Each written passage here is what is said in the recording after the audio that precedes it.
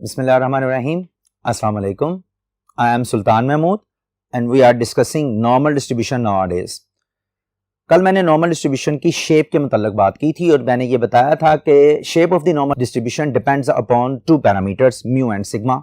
Mu जो है वो along x axis position of the normal distribution को डिफाइन करता है और सिग्मा जो है वो इसकी क्लोज शार्पनेस को डिफाइन करती है, इसके स्प्रेड को, नॉर्मल डिस्ट्रीब्यूशन कितनी स्प्रेड डिस्ट्रीब्यूशन है उसको शो करती है. आज हम नॉर्मल डिस्ट्रीब्यूशन की प्रॉपर्टीज को देखेंगे. Different properties, they are very important. अगर आपने ये प्रॉपर्टीज अच्छे तरीके से समझ में आ जाती हैं आपके, तो आप जितने भी क्वेश्चन है नॉर्मल डिस्ट्रीब्यूशन के वो इजीली हैंडल कर लेंगे. नॉर्मल डिस्ट्रीब्यूशन के चैप्टर में ऑलमोस्ट 22 to 23 मार्क्स का पेपर आता है. आप बड़े अच्छे तरीके से उसे अटेम्प्ट कर सकेंगे. So these properties are very important. हम अपनी पहली प्रॉपर्टी से स्टार्ट लेते हैं. पहली प्रॉपर्टी जो नॉर्मल डिस्ट्रीब्यूशन की है वो है कि normal distribution is the distribution of a continuous random variable. Normal distribution ये कंटिन्यूस रैंडम वेरिएबल की डिस्ट्रीब्यूशन है. डिस्क्रीट रैंडम वेरिएबल की डिस्ट्रीब्यूशन है बाइनोमियल डिस्ट्रीब्यूशन, हाइपरज्योमेट्रिक डिस्ट्रीब्यूशन, जो हमने पहले पिछली एक बुक में की थी. ये वाली जो है ये आपके पास नॉर्मल डिस्ट्रीब्यूशन जो है ये कंटिन्यूस डिस्ट्रीब्यूशन है. पहली प्रॉपर्टी आपने याद रखनी है कि normal distribution is the distribution of a continuous random variable. ये प्रॉपर्टी मैं लिख रहा हूं. Number 1, it is the distribution of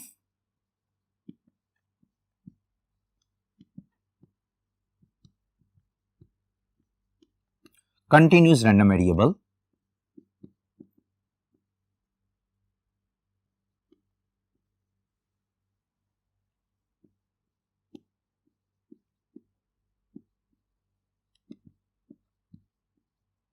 whose values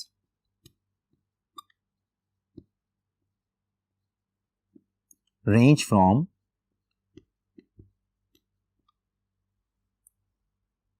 minus infinity two plus infinity.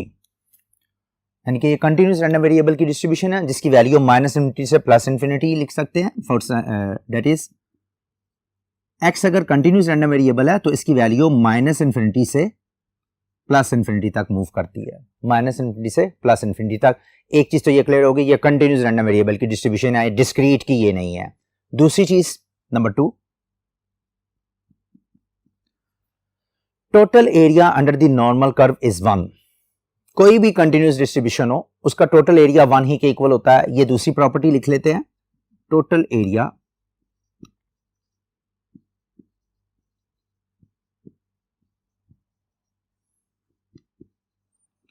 Under the normal curve is 1. Total area जो normal curve का है वो 1 के इक्वल होता है. मतलब इसका क्या है, मसलन मैं अगर कोई भी प्रोबेबिलिटी मालूम करूं, फर्ज करें x है आपके पास नॉर्मल रैंडम वेरिएबल और इसमें टोटल एरिया जो होगा वो माइनस इन्फिनिटी से लेकर प्लस इन्फिनिटी तक होगा and that is equal to 1. याद रखना है नॉर्मल डिस्ट्रीब्यूशन में एरिया से मुराद प्रोबेबिलिटी ही होती है. सिर्फ नॉर्मल डिस्ट्रीब्यूशन में ये नहीं होता.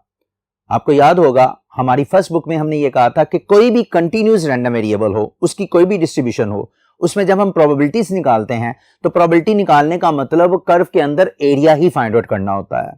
इस केस में आप देखें, फर्ज करें आपके पास, हमने लास्ट टाइम कहा था कि नॉर्मल डिस्ट्रीब्यूशन जो है वो एक बेल शेप डिस्ट्रीब्यूशन है. ये है आपकी बेल शेप डिस्ट्रीब्यूशन और इसका जो टोटल एरिया है वो 1 है. यानी कि ये सारे का सारा एरिया 1 यूनिट के इक्वल है, 1 के इक्वल होता है. दूसरे लफ्जों में कल लास्ट टाइम हमने ये भी बात की थी, 0.5 हिस्सा इस साइड पे होता है उस एरिया का और 0.5 हिस्सा इस साइड पे होता है. दोनों को प्लस करेंगे तो आंसर आपका 1 नहीं आएगा. तो यहां पर total area under the normal curve 1 होता है. ना सिर्फ total area under the normal curve 1 होता है, किसी भी डेंसिटी फंक्शन का टोटल एरिया जो होता है वो 1 के इक्वल होता है. वो एरिया कैसे निकलता है उसकी तरफ देखें जरा. फर्ज करें आपके पास ये वाले, ये तो है नॉर्मल डिस्ट्रीब्यूशन, इसका टोटल एरिया 1 के इक्वल. एरिया से मुराद क्या है, और टोटल प्रोबेबिलिटी भी 1 के इक्वल है. दूसरे लफ्जों में आप ये कह सकते हैं, फर्ज कर लें आपके पास कोई भी डेंसिटी फंक्शन हो, for the sake of example F of x आपके पास है जी 1/2x और x की वैल्यू जो है वो 0 से लेकर 2 तक है.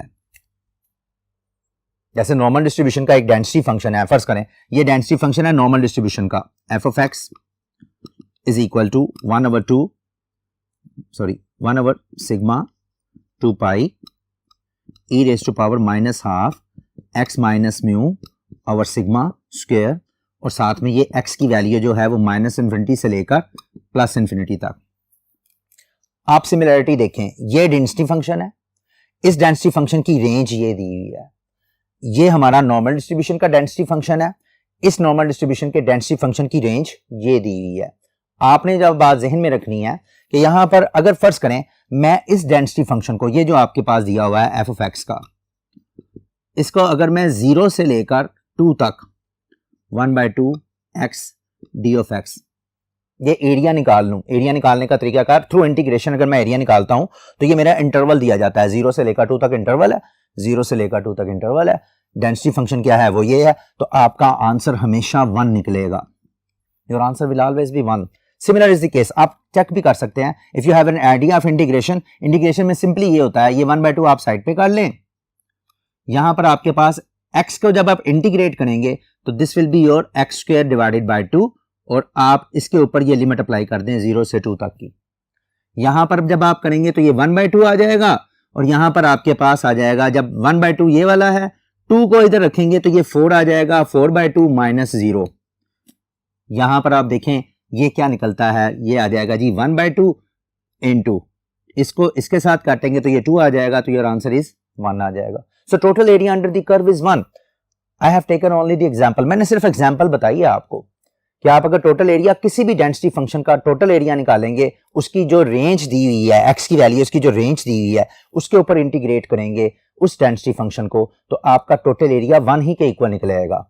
लेकिन अगर आपके पास ये टोटल एरिया आपका 1 के इक्वल निकल आया, यहां पर इसी तरह से अगर इस डेंसिटी फंक्शन को, ये वाला जो नॉर्मल डिस्ट्रीब्यूशन का डेंसिटी फंक्शन है, इसको इंटीग्रेट करेंगे माइनस इन्फिनिटी से प्लस इन्फिनिटी तक, then your required area, your total area will be equal to 1. That's why we say that the total area under the normal curve is 1. वो total area 1 के equal होता है। हाँ, उस total area के अंदर जो और मर्जी चीजें आ जाए, मतलब यहां से लेकर यहां तक, हम ये इंटीग्रेशन वाला फैक्टर यूज नहीं करते नॉर्मल डिस्ट्रीब्यूशन के लिए। नॉर्मल डिस्ट्रीब्यूशन के क्वेश्चन के लिए आप इस बात का जहन से निकाल दे कि हम इंटीग्रेशन को यूज करेंगे। हमारे पास एक टेबलर इंटीग्रेशन की वैल्यूज मौजूद हैं, टेबलर वैल्यू मौजूद हैं, हम उन टेबल वैल्यूज को यूज करके अपने नॉर्मल डिस्ट्रीब्यूशन के क्वेश्चंस को सोल्व करेंगे। ये मैं आपको सिर्फ बेसिक कंसेप्ट के बारे में बता रहा हूं कि कोई भी डेंसिटी फंक्शन हो, उसकी जो भी रेंज है, अगर उस पूरी रेंज के ऊपर उस डेंसिटी फंक्शन को इंटीग्रेट कर दिया जाता है तो आपका जो टोटल एरिया बनता है, that area is always equal to 1। वो एरिया हमेशा 1 के इक्वल होगा, और उसकी एग्जांपल मैंने आपको ये शो कर दिया है। अगर आपको इंटीग्रेशन के कंसेप्ट हैं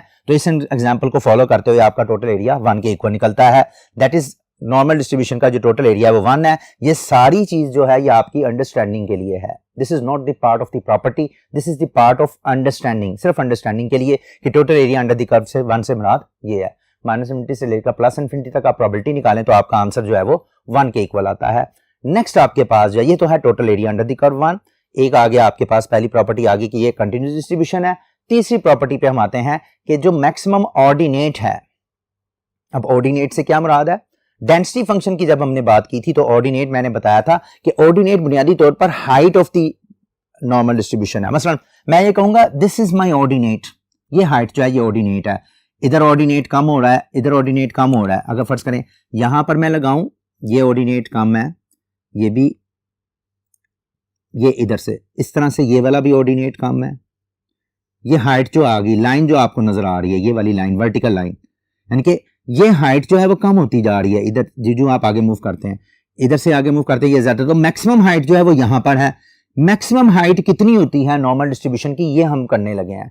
द मैक्सिमम ऑर्डिनेट कहां पर एग्जिस्ट करता है वो करने लगे हैं, और उस मैक्सिमम ऑर्डिनेट की वैल्यू क्या होती है वो हम देखने लगे हैं। हम चलते हैं अपने सेकंड बोर्ड की तरफ, जहां पर के हम मैक्सिमम ऑर्डिनेट की बात करेंगे कि maximum ordinate of the normal curve कहां पर एग्जिस्ट करता है। चलते हैं जी स्टूडेंट्स, मैक्सिमम ऑर्डिनेट मैंने बताया height, maximum height of the curve कहां पर होती है वो देखते हैं हम। यहां पर लिख रहा हूं मैक्सिमम ऑर्डिनेट।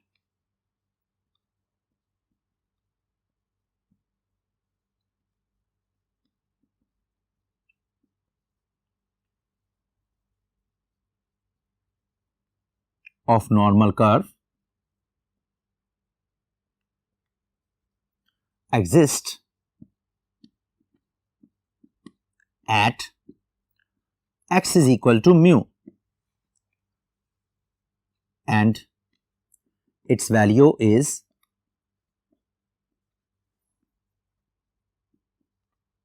1/sigma 2 pi.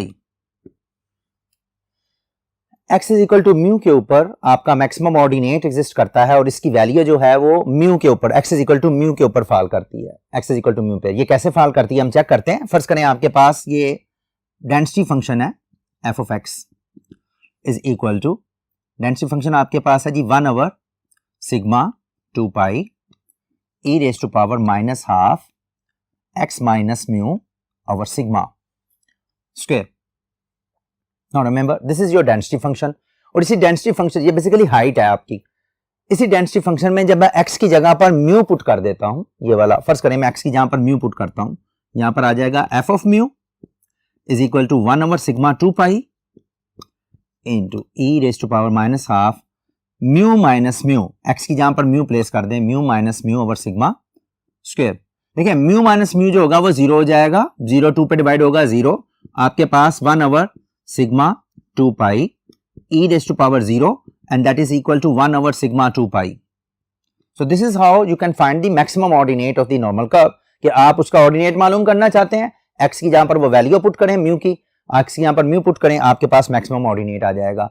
आपको आमतौर पर शॉर्ट क्वेश्चन के अंदर या समटाइम्स एमसीक्यू में ये बता दिया जाता है कि if standard deviation is equal to 3 then what is the maximum ordinate. आप सोच में पड़ जाते हैं स्टूडेंट्स कि ये स्टैंडर्ड डेविएशन का मैक्सिमम ऑर्डिनेट से क्या ताल्लुक है. अगर उनको याद हो कि मैक्सिमम ऑर्डिनेट का जो फार्मूला है वो ये है 1/sigma 2 pi और सिग्मा इज इक्वल टू 3 के लिए यहां पर फर्स्ट करें मैं क्वेश्चन लिख रहा हूं for sigma is equal to 3 what is maximum ordinate.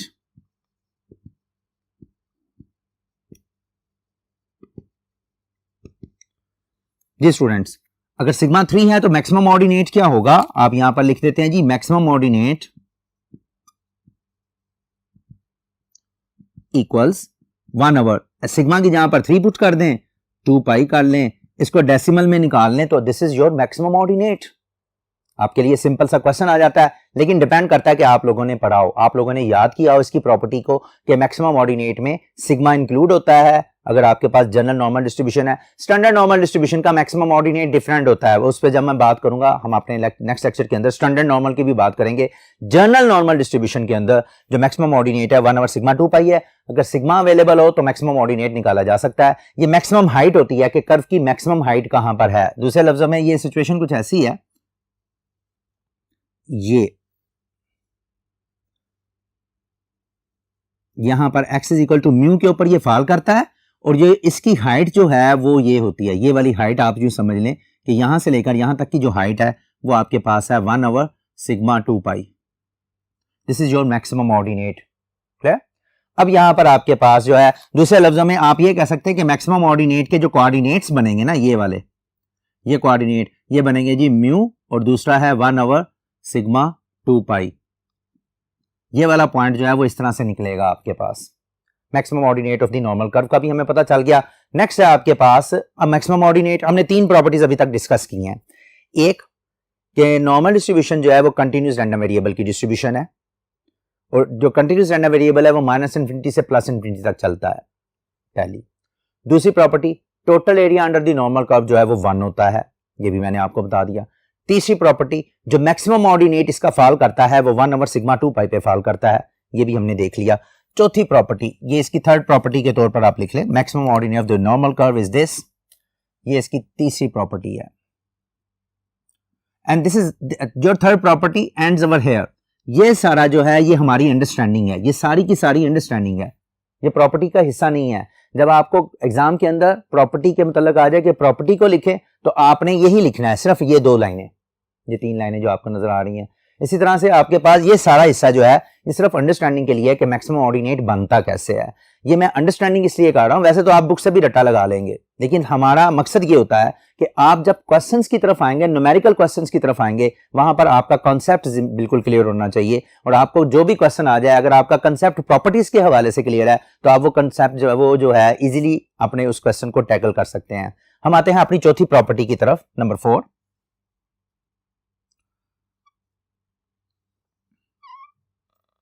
इसमें एक चीज और याद रखनी है मैक्सिमम ऑर्डिनेट में, this is the mode. Mode क्या होता है, आपको आइडिया है? Mode, the value which appears most frequently is called mode. तो मैक्सिमम ऑर्डिनेट जो है वो मोड पे भी फॉल करता है।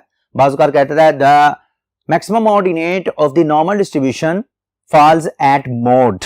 इज इट ट्रू और false? This is a true statement. Maximum ordinate जो है वो मोड पे फॉल करता है। भाई मोड पे क्यों फॉल करता है सर? ये तो म्यू है, तो अभी बताया ना मैंने, मीन मीडियन और मोड सेम होते हैं, तो उसको म्यू से ही मोड को शो करते हैं, म्यू से ही मीन को शो करते हैं और म्यू से ही मीडियन को शो करते हैं। अभी तक हमने बात मीन और मोड की है। तो मोड जो है, म्यू जो है, इसको मैक्सिमम ऑर्डिनेट की सेंस मोड भी बोलते हैं कि maximum ordinate of the normal curve exist at mode, MODE। तो मैक्सिमम ऑर्डिनेट मोड पे एग्जिस्ट करता है। मोड की बात करने के बाद हम आ रहे हैं यहां पर मीडियन के ऊपर।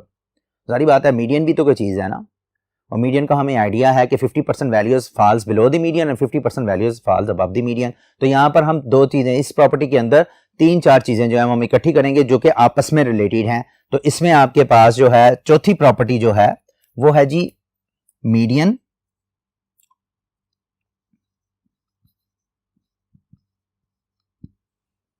Quartiles and quartile deviation. ये आपने लिखनी है। ये सारी की सारी प्रॉपर्टी जो लिखूंगा, जो समझाऊंगा, वैसे की वैसे ही है। Quartile deviation of normal distribution.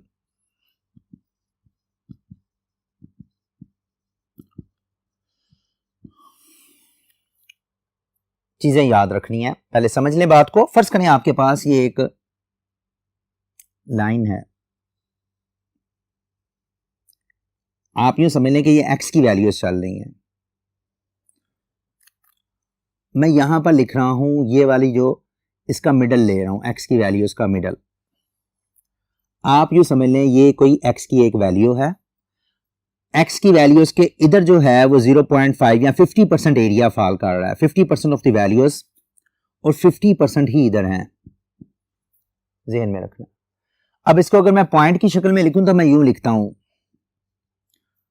आपको अपनी बुक में कहीं x 0.5 लिखा हुआ मिल जाए ना, तो इसका मतलब ये है कि ये x की वो वैल्यू है जिसके बिलो 0.5 जो है वो एरिया फॉल कर रहा है। x की वो वैल्यू जिसके बिलो 0.5 एरिया फॉल कर रहा है। तो x की वो वैल्यू जिसके बिलो 5.5 एरिया फॉल करता है वो हमारे पास मीडियन ही तो होता है। तो मीडियन को शो करने का एक तरीकाकार ये है। फर्ज करें मैं मीडियन की बात करता हूं नॉर्मल डिस्ट्रीब्यूशन में, median is equal to x 0.5, इसको आप मीडियन कह सकते हैं। और मीडियन हमेशा म्यू ही के इक्वल होता है। नॉर्मल डिस्ट्रीब्यूशन का मीन मीडियन मोड इक्वल होते हैं। ये तो होगी बात मीडियन की। अगर फर्ज करें यहां पर मैं एक दूसरी लाइन कंसीडर करता हूं, let us suppose this is the line, यहां पर मैं लिखता हूं ये x 0.25। So what would I से कि ये x की वो वैल्यू है जिसके बिलो 0.25 एरिया फॉल करता है। दूसरे लफ्जों में यहां पर यूं कह सकते हैं ये वाली जो वैल्यू है 25% of the area falls below line, below this line, और वो वाली वैल्यू जिसके बिलो 25% एरिया फॉल करता है वो आपका फर्स्ट क्वार्टाइल कहलाता है। आपने फर्स्ट बुक में भी ये काम किया हुआ है। तो first quartile is that value below which 25% area falls. Okay, no this is your first quartile. आप इसको फर्स्ट क्वार्टाइल कह सकते हैं या लोअर क्वार्टाइल कह सकते हैं। सो लोअर क्वार्टाइल जो इसका बनेगा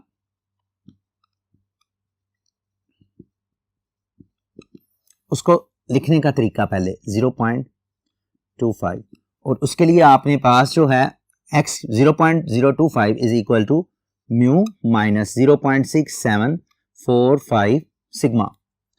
ये आपने एक रिलेशन याद रखना है फर्स्ट क्वार्टाइल के लिए कि आपका जो Q1 होता है that is equal to this. मैं इसको बाद में लिखता हूं, फिर Q1 की शक्ल बनाकर लिखूंगा। बुनियादी तौर पर ये Q1 है, लोअर क्वार्टाइल है, इसको मैं Q1 भी कह सकता हूं, यानी कि ये आप यूं समझ लें, इस तरह से लिख लें, ज्यादा अच्छे तरीके से लिखा जाएगा। This is your Q1 and this is your x 0.25, ऐसे लिख लें, Q1 0.25 और म्यू माइनस दिस, यानी कि Q1 जो है वो इसके इक्वल होता है, लोअर क्वार्टाइल। अपर क्वार्टाइल की जब मैं बात करता हूं, मतलब मैं अगर ये कहता हूं दिस एक्स की वो वैल्यू जिसके बिलो 75% एरिया फॉल करता है, 25% तो ये है, 50% ये। सो एक्स की वो वैल्यू जिसके बिलो 75% एरिया फॉल करता है वो आपका Q3 कहलाती है। This is your Q3, this is your Q1, उसको हम अपर क्वार्टाइल बोलते हैं।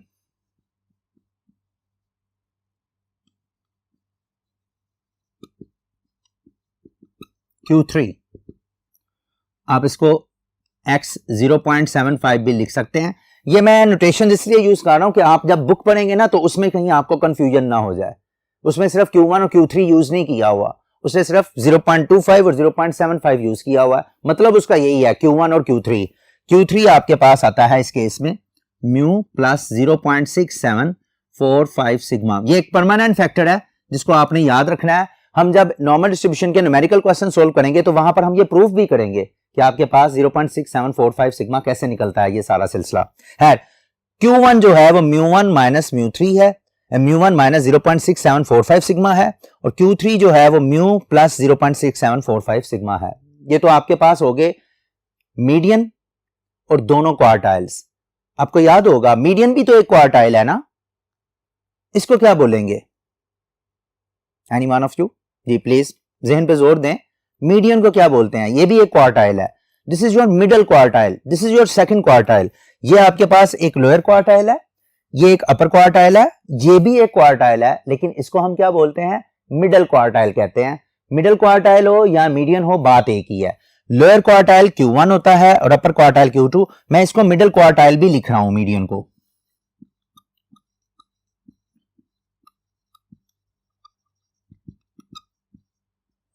जी students, when you are going to write property number 4 you have to do everything. आपको ये सारी चीजें लिखनी है उसके अंदर।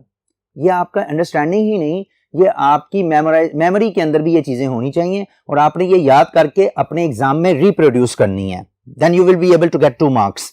तो यहां पर मीडियन जो है ये है लोअर क्वार्टाइल आपका म्यू माइनस 0.6745 सिग्मा, और अपर क्वार्टाइल जो है वो आपका ये है। इसके बाद मैंने एक और चीज लिखी है, मीडियन मैंने हैंडल कर लिया, क्वार्टाइल्स ये दोनों मैंने हैंडल कर लिए। आगे मैंने लिखा है क्वार्टाइल डेविएशन। तो क्वार्टाइल डेविएशन के लिए हम थर्ड बोर्ड पे चलते हैं। इन्हीं दोनों को यूज करके हम क्वार्टाइल डेविएशन निकाल सकते हैं। तो चलते हैं हम अपने थर्ड बोर्ड की तरफ जहां पर मैं क्वार्टाइल डेविएशन के बारे में आपको बताऊंगा। जी स्टूडेंट्स, दोनों क्वार्टाइल्स निकालने के बाद we are able to find the quartile deviation of the normal distribution. हम चेक करते हैं कि क्वार्टाइल डेविएशन क्या होती है। क्वार्टाइल डेविएशन लिखते हैं हम, क्वार्टाइल डेविएशन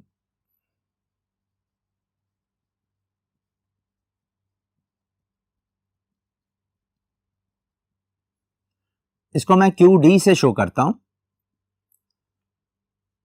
ये होती है Q3 minus Q1 divided by 2। आपको फर्स्ट बुक याद आ गई होगी जिसमें हमने Q3 क्वार्टाइल डेविएशन मालूम की थी। Q3 माइनस Q1 दोनों क्वार्टाइल्स अवेलेबल हो, दोनों को माइनस करो, 2 पे डिवाइड करो, आपका क्वार्टाइल डेविएशन का आंसर आ जाएगा।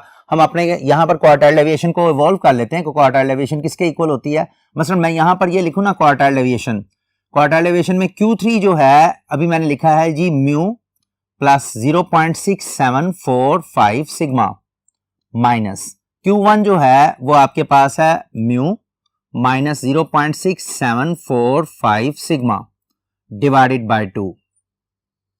जी होल की डिवीजन 2 है।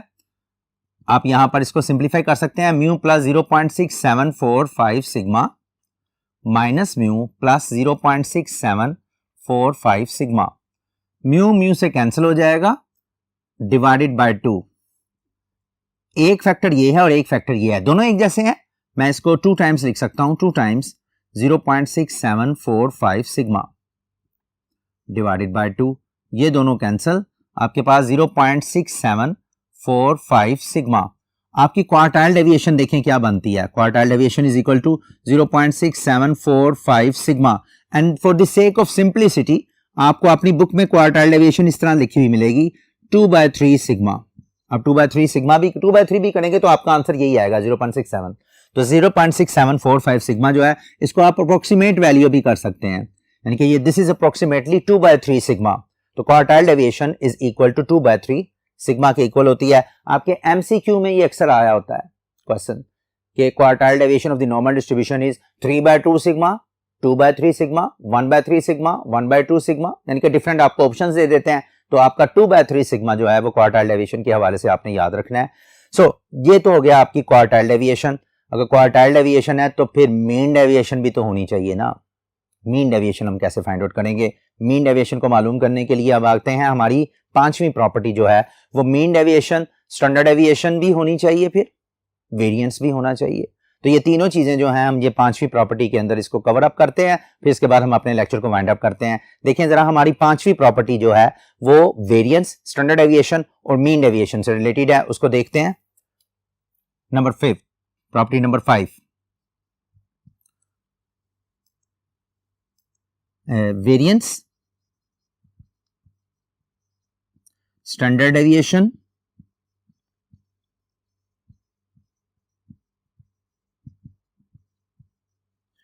and mean deviation।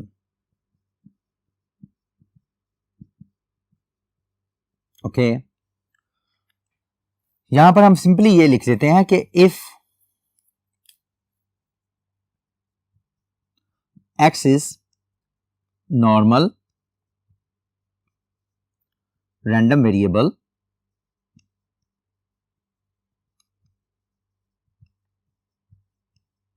with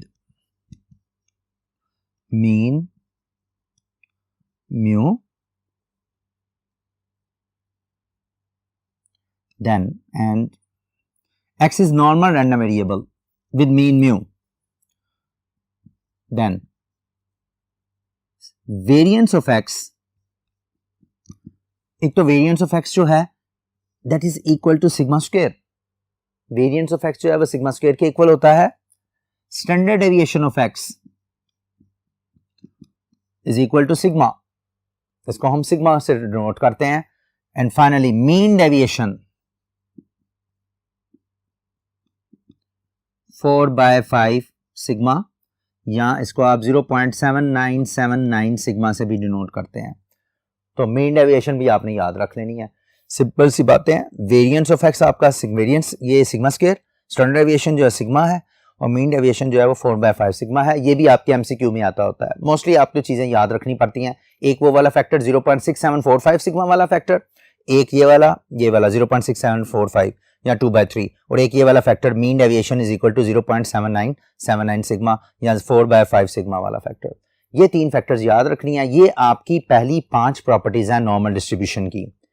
simplified form में, सिंप्लीफाइड वर्जन आपके सामने रख रहा हूं 5 प्रॉपर्टीज का। Property number 1, normal distribution is the distribution of the continuous random variable, पहली property complete। Property number 2, total area under the normal curve is 1, property number 2 complete।